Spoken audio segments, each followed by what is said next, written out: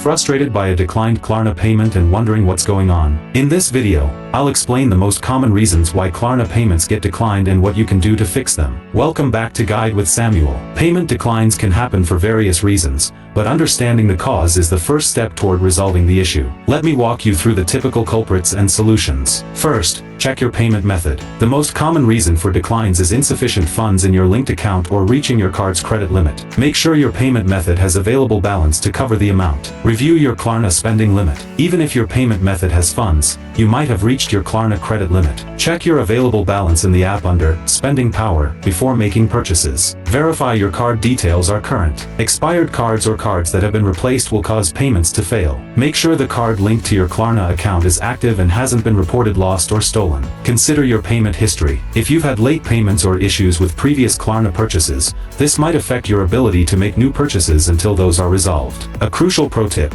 if your payment is declined, don't repeatedly try the same card. This can trigger additional security flags. Instead, try a different payment method or contact your bank to ensure there are no blocks on Klarna transactions. Understanding why payments decline helps you quickly resolve issues and get back to shopping. If this troubleshooting guide helped you identify the problem, please give it a like. Have you ever solved a payment decline by contacting your bank first? Share your experience in the comments below. For more payment issue solutions, subscribe for our next video on why you can't pay with Klarna. Thanks for watching.